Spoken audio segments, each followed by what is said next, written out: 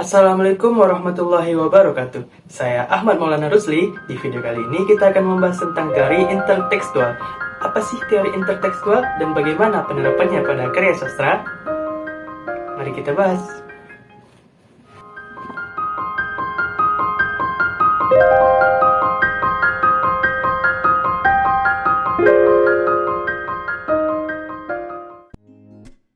Mari kita memahami dan menganalisis karya sastra Indonesia melalui teori intertekstual. Jadi, teori intertekstual adalah keterkaitan antara teks yang satu dengan teks yang lahir kemudian. Adanya persamaan dan perbedaan yang terlihat pada kedua teks yang lahir berbeda tahun, pengarang, dan genrenya. Konsep dasar teori intertekstual ada 3. Yang pertama, relasi antar teks. Apa sih relasi antar teks? Yaitu teori intertekstual memandang karya sastra sebagai jaringan relasi dengan teks lain melampaui batasan, waktu, dan genre. Yang kedua, ada interdependensi makna, yaitu setiap karya sastra saling bergantung dan mempengaruhi, menimbulkan dialog dan pergeseran makna yang kaya. Yang ketiga, ada pengaruh dan asimilasi. Karya sastra dianggap sebagai produk budaya yang terbentuk melalui pengaruh dan asimilasi dengan teks-teks sebelumnya. Nah, mari kita masuk ke dalam bagian penerapan teori intertekstual pada karya sastra Indonesia. Jadi yang pertama ada tradisi lisan, yaitu teks lisan tradisional Indonesia seperti pantun, dongeng, dan legenda yang memperlihatkan pengaruh yang jelas pada karya sastra modern. Yang kedua ada intertekstualitas sejarah. Penulis dalam sastra Indonesia sering menggunakan intertekstualitas sejarah untuk merujuk pada peristiwa bersejarah yang mempengaruhi masyarakat. Yang ketiga ada pemetaan identitas, yaitu intertekstualitas digunakan untuk memetakan identitas bangsa dan budaya melalui referensi ke sastra dan mitos lokal.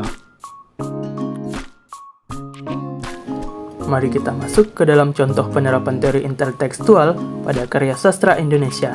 Jadi yang pertama ada Pramoedya Anantathur membangun jaringan intertekstual dengan novel sejarah klasik melalui tetralogi Bumi Manusia untuk mengkritik kolonialisme dan mengeksplorasi identitas Indonesia. Yang kedua ada Gede Brahma, yaitu menggunakan referensi sastra Hindu dalam novel Bumi Manusia untuk menggambarkan konflik moral dan pencarian makna hidup.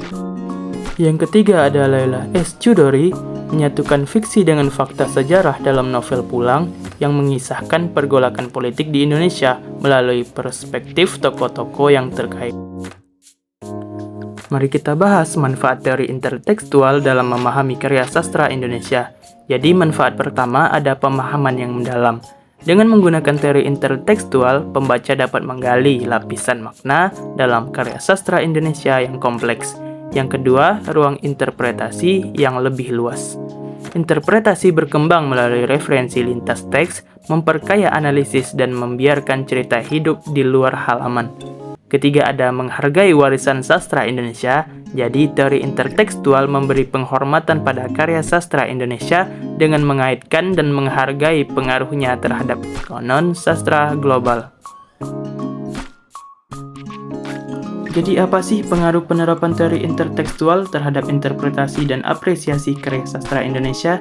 Jadi yang pertama yaitu memperdalam analisis.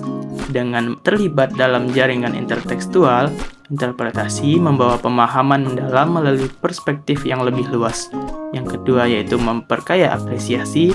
Penerapan teori intertekstual mengungkapkan keindahan kompleks sebuah karya dan melibatkan pembaca dalam perjalanan sastra yang lebih dalam. Ketiga ada menciptakan keterhubungan. Interpretasi dan apresiasi menjadi proses dialog antara penulis, pembaca, dan kecenderungan budaya di mana sastra dihasilkan. Nah, di sini aku sajikan beberapa kritik terhadap penerapan teori intertekstual pada karya sastra Indonesia.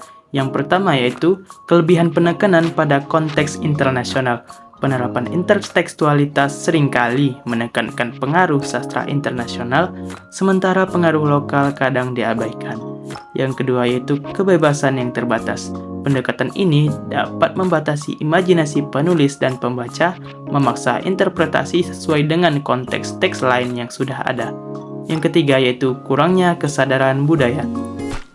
tidak memperhitungkan heterogenitas budaya Indonesia dan mengabaikan konteks lokal yang unik dan penting dalam karya sastra.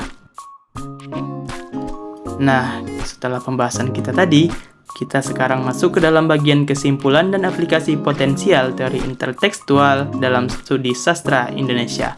Jadi, kesimpulan yang pertama yaitu penerapan teori intertekstual memberikan perspektif menyeluruh dalam menganalisis karya sastra Indonesia yang syarat pengaruh dan hubungan antar teks. Yang kedua yaitu aplikasi potensial. Pelajari intertekstualitas melalui berbagai pendekatan kuratorial seperti penelusuran intertekstualitas dalam eksibisi sastra dan pameran seni kontemporer.